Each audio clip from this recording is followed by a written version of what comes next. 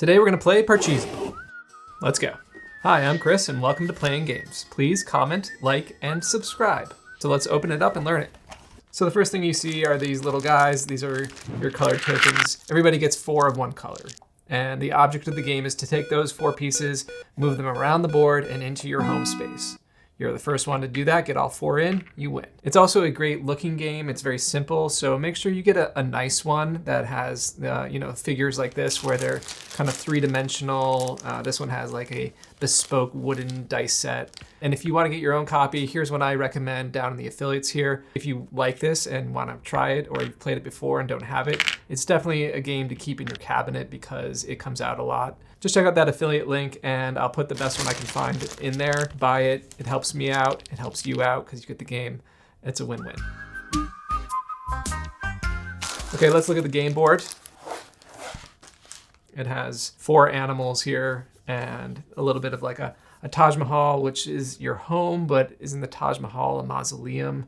Kind of grim. So the first thing you'll notice there are 4 distinct spaces here, 4 distinct circles. These are the starting places for the 4 players. The home places are here. So it looks like the home for yellow is very close.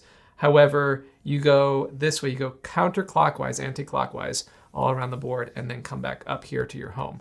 So instead of going this way into your home, you go this way. And you can't move 1 space here to 1 space here. Those aren't allowed. You can't move side to side, only forward and around, and that would take you back home. If I'm the camel here and I can get all 4 of my pieces around the board and into the home, I'm the winner. So we set up by putting our 4 pieces in our 4 starting places, and those are at the corner of the board. To see who goes first, roll both dice. Whoever has the high roll is the first player to go. Say I'm the first player to go. I roll the dice to start my move. Remember, I want to move my pieces all the way around the board here. Well, if I roll, I can't leave my home until I roll a 5 or a combination that makes 5. So if one of these dies was a 5, I could move 1 out. Now I don't move it 5. The 5 just gets me out of my home space. If one of my pieces is now out of its nest, I can use the other die as movement. In this case, 2. If I roll double 5s, then I can move 2 of my pieces out, like that.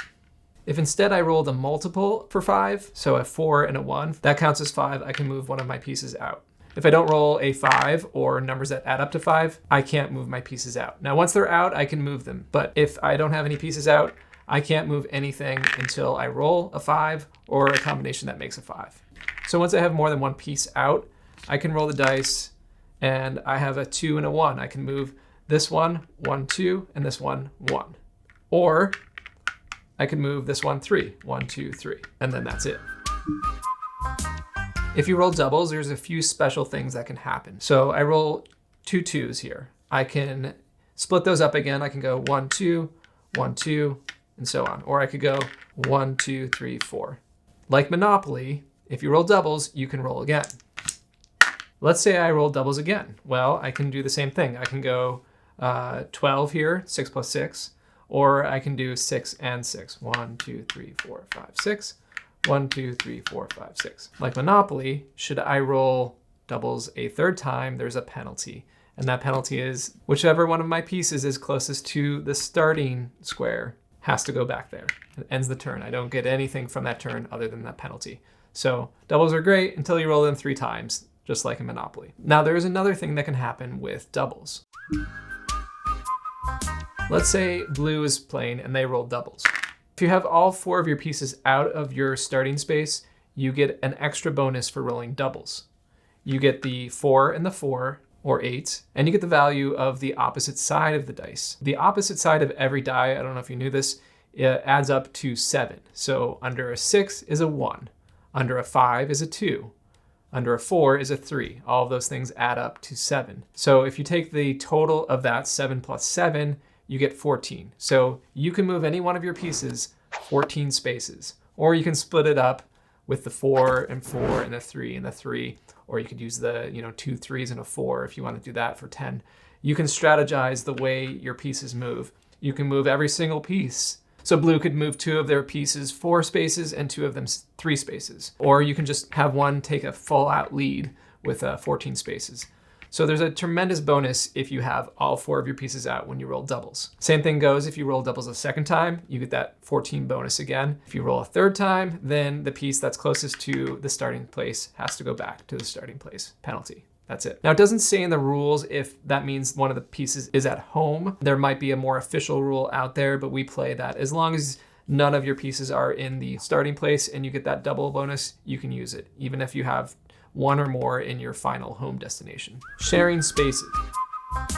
In Parcheesi, you can't share a space with another player, but you can steal that space. So if this elephant here rolls a 5, they can go 1, 2, 3, 4, 5. They land on that space. It's called capture. Really, we call it bonk. You bonk the player back to their starting base. It's a very good strategy, especially if you roll 2 dice and you split it up so you can target other players. If you do get bonked and you are sent home, same rules apply. You have to roll a 5 or a multiple of 5s to get out.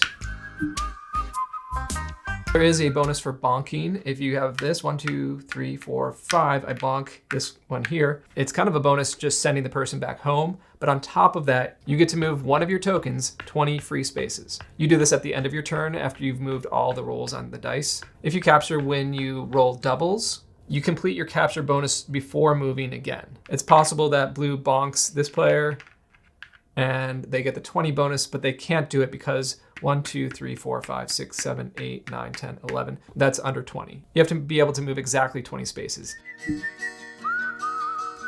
There are 2 ways to avoid getting bonked.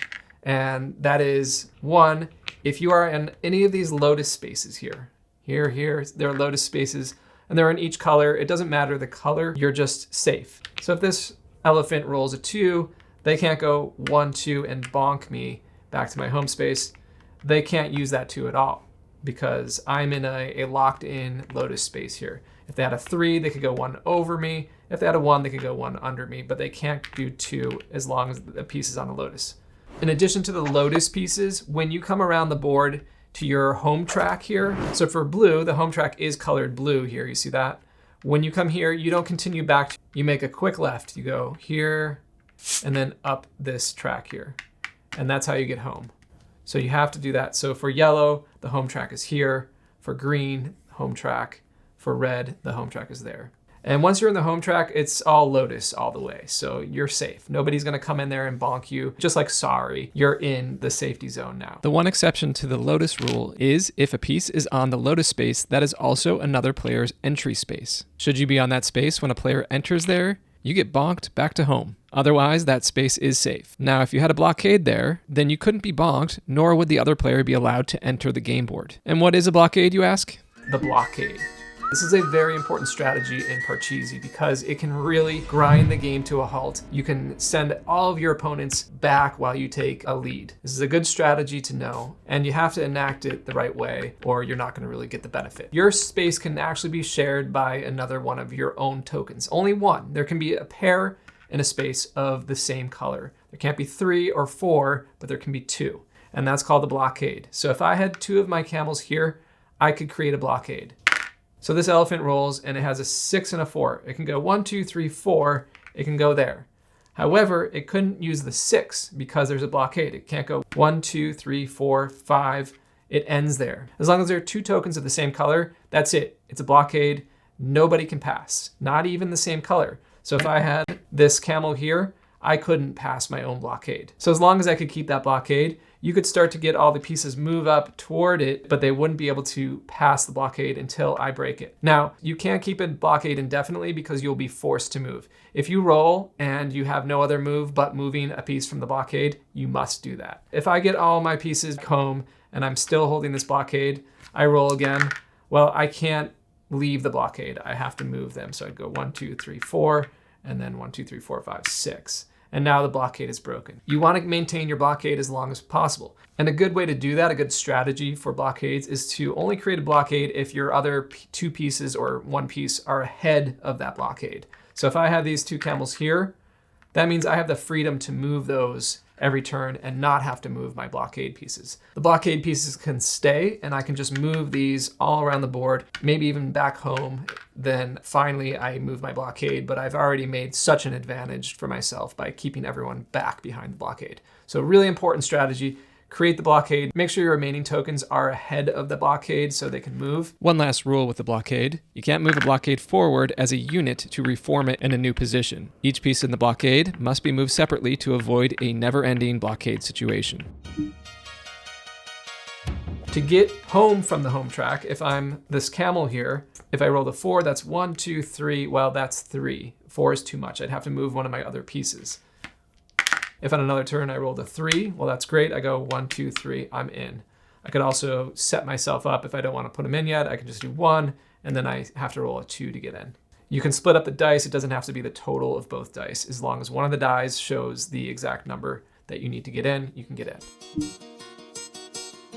There's also a bonus for getting a piece into the home place. Then you can move another token that's free, not something that's still at the starting place. You can move a piece 10 paces. Same with the 20 paces rule. If you can't make those 10 paces, say I have most of my pieces in the home stretch here, well, I can't go into home because moving into the home space is less than 10. Same thing if you hit a blockade. If my camels were here and I had the 10 bonus, well, I can't go here because there's a blockade. That'd be 1, 2, 3, I'd hit the blockade. 1, 2, 3, 4, 5, I'd hit the blockade. So those pieces can't move. This one can't move because that's also under 10 spaces. The bonuses are just for one token. You can't split these up. Another important rule is that you must always make a move, even if you don't want to. So if that means breaking up your blockade, or it means moving your piece to a place that you don't think is advantageous, you must move it. If I feel like I'm putting myself at risk by, putting a pawn in front of another pawn that can bonk me, I still have to do it. I have to play both dice as much as possible. I can split them up and be strategic and try to not get hit, but if it puts me in harm's way and I have to do it, I have to do it. In other words, you gotta move how you roll. What happens if you can only do part of your roll? You have to do as much as you can. So let's say I'm here, I roll a 5 and a 2. Well, I can move this 2 into home, but now I can't use the 5 because I'm behind a blockade. I can't go partially 5, I just have to forfeit the rest of my move. Same thing goes if you have a doubles bonus. It's great to have, but if you can't use it, you can't use it. Here are some simple but great strategies for Parcheesi. Count out the 2 different dies. This is especially important when you have more pieces out on the board. Do you want to give one an all-out lead? Maybe you want to try to get 2 of them on a lotus piece, or set them up for a blockade. Count out all the spaces before you make that move. Sometimes I open myself up to be bonked, especially when a lot of my opponent's pieces are close to my starting piece. That way I can set myself up to bonk other players and get those 20 space bonuses. Don't always enter with a 5. If you think there's a better move with your pieces that are already on the board, you don't have to enter a piece. It's not required. That said, if you have all 4 out there, you'll have more options, more chances for blockades, more potential to bonk, and of course, those double bonuses. Choke the home stretch. I like to leave a piece sitting just before my home row on a lotus. It can really psych out your opponents when they think you're ready to get home, but aren't moving. Keep as many of your pieces on lotuses as you can, because remember, if you get bonked, not only do you get sent home, but your opponent gets 20 free spaces. Delay sending one of your players home if you can't use the 10 space bonus you'll get from it. Wait for the best time for another piece to use those 10 bonus spaces. And that's Parcheesi. It looks super simple, but there is a lot going on in this game, which is why it's been around for so long. The great thing about Parcheesi are some of the unexpected maneuvers. You can go from pretty far behind and get that sort of blue shell or that rocket to get you up front. If you bonk somebody, you get 20 extra spaces. If you suddenly create a blockade, you can stop everybody in their tracks. If you go home, you get 10 extra spaces. If you roll doubles and you have many pieces out, that's pretty good because not only do you get 14, but you can split up the dice to really wreak havoc. And that might mean bonking multiple players, giving you even more bonuses. Have you played this classic? Do you have some great strategies that I need to know about? Or just want to say hi? Let me know in the comments. Thanks for watching. Please comment, like, and subscribe. You are great. See you next time on Playing Games.